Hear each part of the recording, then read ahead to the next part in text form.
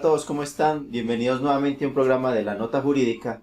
Como saben y les repetimos cada semana, tratando de llevarle a ustedes un programa que sea ameno, que sea sencillo y que aprendan de algún tema jurídico que en algún momento o que en estos momentos están pasando o les está pasando en sus vidas.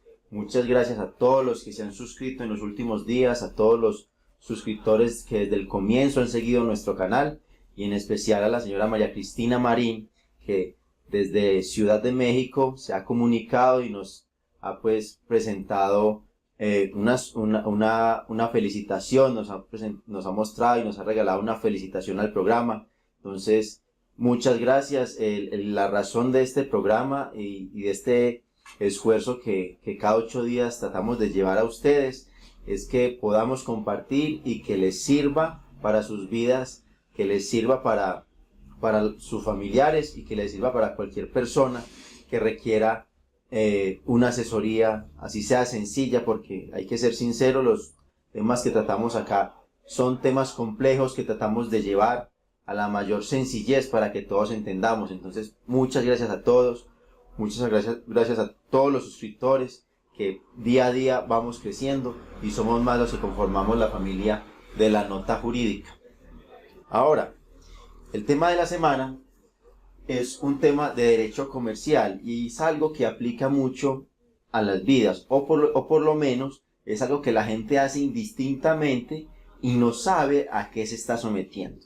Hoy vamos a hablar de dos figuras, vamos a hablar de fiador y vamos a hablar de codeudor. Este codeudor también se conoce o se le denomina aval. Entonces vamos a hacer esa diferencia, qué es ser un fiador y qué es ser un codeudor o aval. ¿Por qué lo digo? Porque muchas personas que se prestan para favores en entidades financieras firman y después creen que son fiadores o después creen que no tienen la obligación de pagar como la tendría el que adquirió el crédito. Y esto es porque desconocen que es un fiador y que es un aval o codeudor. Entonces, el objetivo del programa de hoy es que aprendan a distinguir estas dos figuras.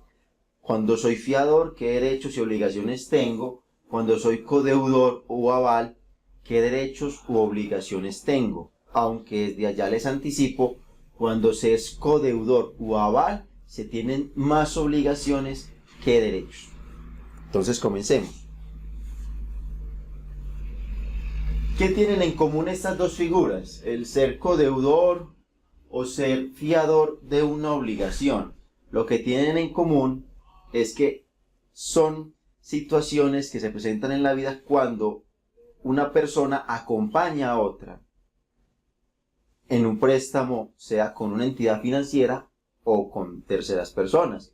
Recordemos que no solamente las entidades financieras prestan dinero, también las cooperativas, son cooperativas financieras pero que están vigiladas por otra superintendencia, también prestan dinero. Hay corporaciones sin ánimo de lucro que también prestan dinero. Entonces hay una cantidad de instituciones privadas o públicas que se encargan de otorgar empréstitos o préstamos. ¿Qué sucede? Cuando una persona quiere adquirir un préstamo, dependiendo para lo que lo necesite o dependiendo del monto que va a utilizar para ese préstamo, pues le exigen alguna garantía o le exigen algún respaldo que asegure a la entidad que se va a pagar la obligación, que se va a pagar el dinero que se les está prestando. Entonces allí es donde aparecen esas figuras, o la figura del codeudor u avalista o la figura del fiador. Entonces, esto es lo que tienen en común. Muchas personas las llaman, los amigos, los familiares, ayúdeme en este crédito dándome la firma, que yo pago, no se preocupe. Entonces vamos a ver qué deriva cuando una persona que se presta como avalista o codeudor o como fiador, qué sucede cuando esa persona que le pidió ese favor incumple con sus obligaciones de pagar lo prestado. Entonces, vamos a comenzar con las diferencias de estas dos figuras para que las vayan entendiendo qué es lo que pasa con cada una de ellas. Pero primero entendamos qué es ser fiador. El fiador deriva de un contrato que se llama contrato de fianza. Uno es fiador cuando hay un contrato de fianza. Y ese fiador o ese contrato de fianza es una obligación accesoria en virtud de la cual una o más personas responden de una obligación ajena, comprometiéndose para, con el acreedor, a cumplirla en todo o en parte si el deudor principal no la cumple. La definición final del contrato de fiador, si paga todo o en parte, es muy parecida a la del avalista. Sin embargo, la principal diferencia es que cuando se es fiador, cuando hay un contrato de fianza, es una obligación de carácter accesorio. Esto ya lo hemos visto en alguno de los programas que hemos y que están publicados en nuestro canal de YouTube. Una obligación accesoria es aquella que su vida depende de una obligación principal.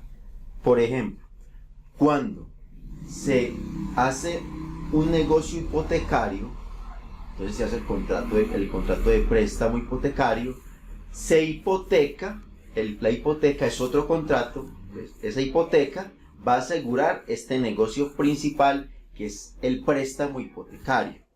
En el caso que este negocio principal sea declarado nulo, se termine o cualquier circunstancia que lo lleve a su finalización, inmediatamente este negocio que es la hipoteca se cae. ¿Por qué? Como es accesorio, sigue la suerte de lo principal. Si lo principal está viciado, el negocio accesorio también se entendería viciado, y si el principal se cae, el accesorio también se cae. Esto es muy importante. ¿Por qué? Porque para la figura de avalista o codeudor se entiende que es una obligación principal, no es una obligación accesoria. Cuando se es codeudor o avalista, que lo define el Código de Comercio, como mediante aval se garantiza en todo o en parte el pago de un título o valor o de alguna obligación, cuando se es avalista no se tiene una obligación accesoria como cuando se es fiador, sino que se tiene una obligación principal. Siempre el avalista va a estar obligado en las mismas condiciones como si fuera el titular del crédito. Me explico, cuando una persona le regala su firma, que por lo general así piden, regáleme su firma para un préstamo bancario. Cuando una persona le regala su firma a un amigo o a un familiar ante un banco, no se está obligando de manera secundaria o de manera accesoria, no, se está obligando de manera principal, lo que quiere decir que es tan deudor como el que está recibiendo el dinero o como a nombre de quien se está realizando el préstamo. Entonces, esto es muy importante. Cuando vayan a servir de avalista o vayan a servir de codeudor de una obligación, tienen que saber que se están obligando en las mismas condiciones, así no reciban el dinero del préstamo. Eso es muy importante para que lo tengan en cuenta. Ahora, solidaridad de la obligación. Cuando se es avalista, se es solidario. Recordemos que en el derecho la solidaridad no quiere decir que nos ayudamos, o el sentido ético o moral de la palabra, no. Solidaridad en el derecho significa que está tan obligado como los demás. O sea, que un codeudor, si Pedrito Pérez le pide el favor a dos hermanos que le colaboren como avalistas en un préstamo bancario, como codeudores en un préstamo bancario, los dos hermanos están tan obligados como Pedrito Pérez y el banco le puede cobrar a cualquiera, en caso de incumplimiento, el total del pago de la obligación. Entonces, esta es la solidaridad que se deriva de ser aval o codeudor, que la persona está en las mismas condiciones como el que recibe la plata o el deudor que se dice que es principal porque es el titular del crédito. Ahora vamos a hacer una especie de paralelo donde nos permite diferenciar de manera más clara esas diferencias entre el avalista y el fiador. Entonces, la primera ya la mencionamos un poco. El avalista codeudor es un obligado principal. Está obligado en las mismas condiciones en los mismos eventos, en las mismas circunstancias, como si fuera el deudor en el cual encabeza la obligación. Pedrito prestó 1.000.000 de pesos en un banco y le dijo a su amigo, a su amigo Rubén, que le ayudara como avalista. En ese caso, Rubén está tan obligado a pagar ese 1.000.000 de pesos como Pedrito. En caso de que Pedrito llegue a incumplir con el pago de la obligación, el banco puede ir donde Rubén y decirle, págueme la totalidad, y ya después, pues Rubén tendría que utilizar las herramientas jurídicas del sistema jurídico, valga la redundancia, para cobrarle a Pedro. Pero el banco que le prestó a Pedrito y que le sirvió como aval Rubén, puede cobrarle a cualquiera de los dos porque son obligados principales. Ahora, el fiador, lo mencionamos, es una obligación accesoria. Hay un negocio principal y un negocio accesorio que es el fiador. Entonces, eso es lo que llaman efecto dominó. Si se cae el negocio principal, automáticamente se cae el negocio accesorio. Entonces, hay una garantía para el fiador que en caso de nulidad o de vicios del negocio principal, la fianza caiga y por tanto no esté obligado. En estos casos, cuando se es avalista o codeudor, si el deudor principal, en el ejemplo, Pedrito muere, Rubén tiene que pagar. No se puede excusar porque Pedrito murió, no. Tiene la obligación de pagar porque es un obligado principal. Y así falte Pedrito, Rubén, como fue avalista, lo que firmó lo obligaba a responder como si fuera Pedrito. Ahora, otra diferencia. El avalista, tanto el deudor como los codeudores, ya lo mencionamos, están obligados en las mismas condiciones. Si es un deudor principal, Pedrito tiene 5 codeudores. Si Pedrito no paga, el banco puede ir, o el acreedor puede ir a donde cualquiera a cobrarle. Y el codeudor que le cobre no puede decir, no, cóbrele primero a Pedro, no. Le puede cobrar a cualquiera, porque la ley lo faculta para que le cobre a cualquiera, porque como hay solidaridad de la obligación, o sea que cualquiera y todos están obligados a pagar, entonces allí el banco, cóbrele a cualquiera, está en su derecho, y no es excusa decirle al banco, no, cóbrele primero a Pedrito que es el titular, no, porque cuando se es aval, es como si yo fuera Pedro. Ahora, el fiador. Hay un deudor principal, que es el fiador, y unos deudores accesorios o secundarios. Si Pedrito tiene 2 fiadores, estos 2 fiadores solo responden en el evento de que el acreedor ejecute en el sentido de tratar un cobro jurídico al deudor principal, que sería Pedrito, y si no lo logra, porque no hay bienes, o porque Pedrito no tiene la capacidad de pago, ahí sí podría recurrir a estos deudores secundarios. Pero mientras no logre llegar a un acuerdo o ejecutar en el sentido jurídico de que Pedrito pague el deudor principal, estos no tienen por qué pagar la obligación. Continuemos. Otra diferencia. Diferencias entre el aval y el fiador. Otra diferencia. El avalista, no hay relevo de la calidad de codeudor. Y el fiador, hay un relevo de la calidad de codeudor. ¿Qué quiere decir esto? Cuando yo soy aval o codeudor, no puedo en ningún momento decir, yo voy a dejar de ser codeudor para que otra persona entre a ser codeudora. ¿Por qué no? Porque cuando se firma como avalista, usted es una garantía de que va a pagar la obligación en caso de que el deudor principal no pague o no cumpla con sus obligaciones de pagar. Aquí hay algo muy importante. Ese relevo de la obligación solo podría proceder cuando hay consentimiento del acreedor.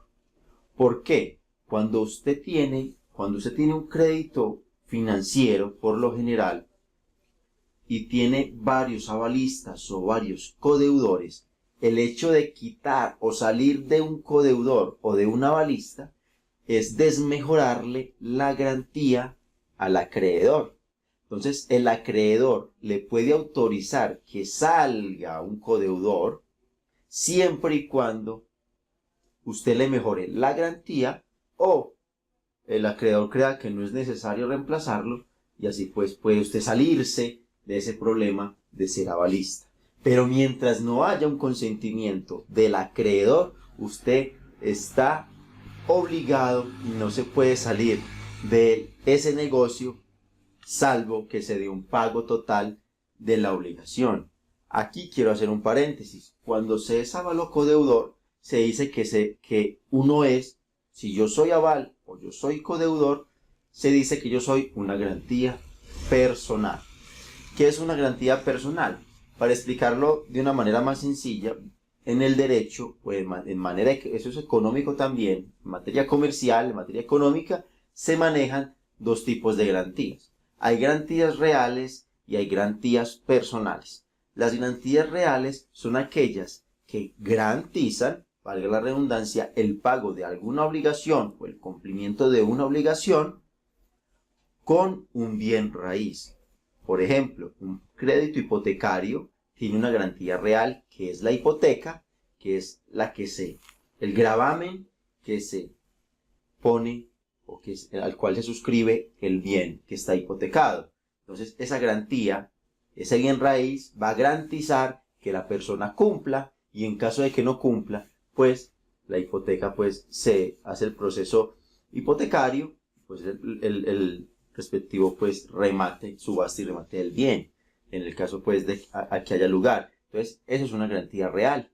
Tenemos un bien raíz que va a garantizar el pago de la obligación en caso de incumplimiento. Ahora, cuando se es avalista, se es una garantía real, personal. ¿Por qué? Porque son personas naturales o jurídicas las que van a garantizar en caso de impago, que suena feo, pero se puede decir, en caso de impago del deudor que suscribe o deudor principal que se llama, caso de que esa persona no pague, yo con mi patrimonio garantizo que lo voy a pagar. Entonces, eso es muy importante que lo tengan en cuenta cuando van a prestar su nombre, van a prestar su firma para un crédito con una entidad financiera.